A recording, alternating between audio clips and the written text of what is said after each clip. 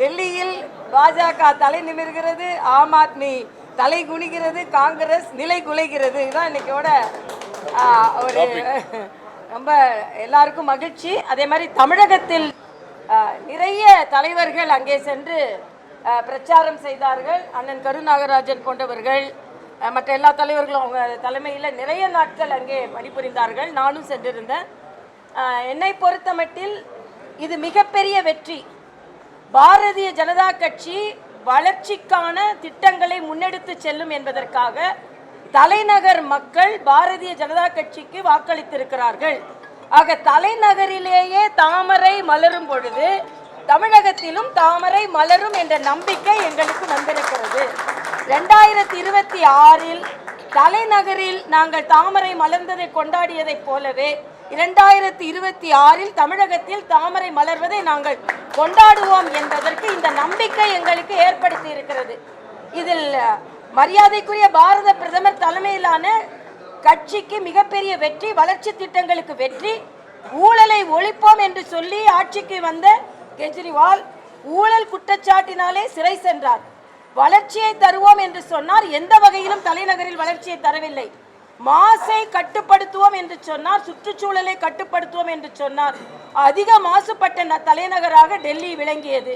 மின்சாரத்தை முறைப்படுத்துவோம் என்று சொன்னார், மின்சாரத்தை முறைப்படுத்தவில்லை. தண்ணீர் வசதியை ஏற்படுத்தி தருவோம் என்றால் மக்கள் எல்லாம் கண்ணீரில் தான் தத்தளித்துக் கொண்டிருந்தார்கள். அதனால் டெல்லி மக்கள் உறுதியான ஒரு முடிவை தந்திருக்கிறார்கள். ஏறக்குறைய 46 தாண்டி பாரதிய ஜனதா கட்சி வெற்றி பெற்றிருக்கிறது என்பது மட்டுமல்ல, முதலமைச்சர் கெஜ்ரிவாலின் முன்னாள் முதலமைச்சர் அவரின் வெற்றியே இன்று எதிர்கேள்வியை ஒரு எதிர்பார்த்ததற்கு மேலாக அவரது வெற்றியே கேள்விக்குறியான வெற்றியாக இருந்து கொண்டிருக்கிறது.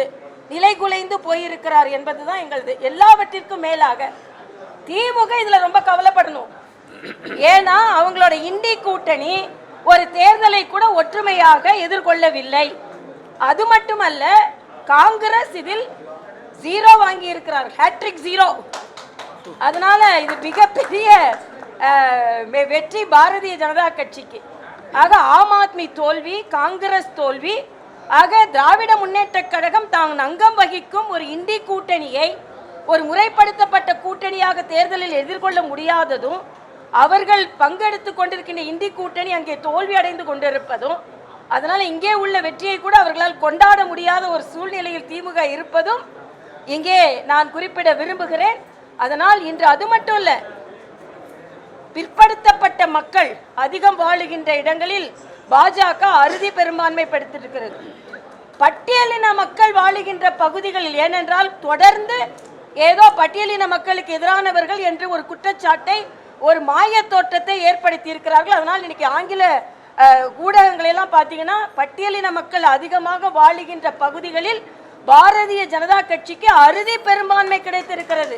இஸ்லாமிய மக்கள் வாழுகின்ற இடங்களில் கூட 4 இடங்களை பெற்றிருக்கிறோம். ஆக இனிமேல் பாரதிய ஜனதா கட்சி இந்த மதத்திற்கு எதிரானவர்கள், இந்த சமுதாயத்திற்கு எதிரானவர்கள் என்ற பொய் பிரச்சாரம் எல்லாம் எந்த விதத்திலும் எடுபடாது என்பதை நாங்கள் இங்கே தெரிவித்துக் கொள்கிறோம். அதனால் இந்த வெற்றியை நாங்கள் கொண்டாடுகிறோம். அதே மாதிரி ஈரோட்டை பொறுத்த மட்டில் இது திராவிட முன்னேற்ற கழகத்திற்கு தோல்விகரமான வெற்றி தான். ஏனென்றால் அவர்களுக்கு எதிராளியே இல்லை.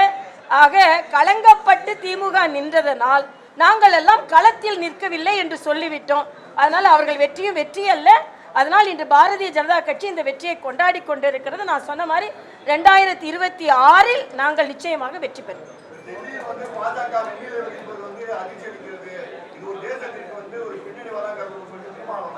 அண்ணனுக்கு மயக்கம் வராதான் இப்ப எனக்கு கவலையா இருக்கு.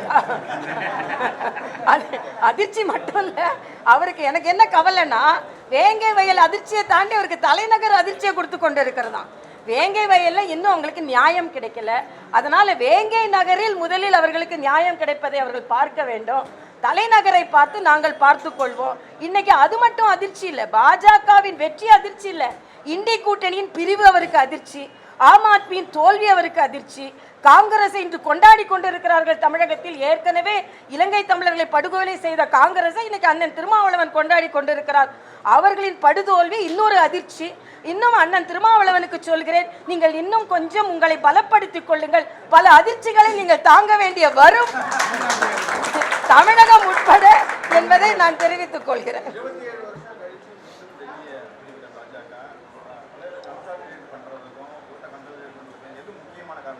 மக்கள் நம்பிக்கை, வளர்ச்சி, மரியாதைக்குரிய பாரத பிரதமர் அவர்களின் நல்லாட்சி.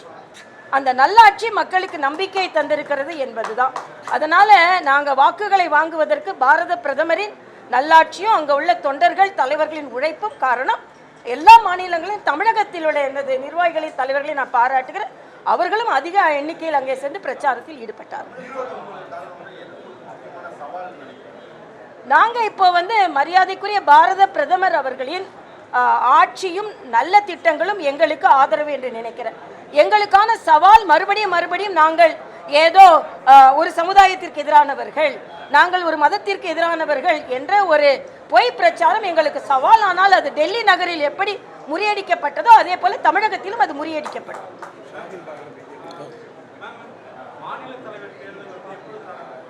இப்ப டெல்லி தேர்தலை கொண்டாடுவோம்.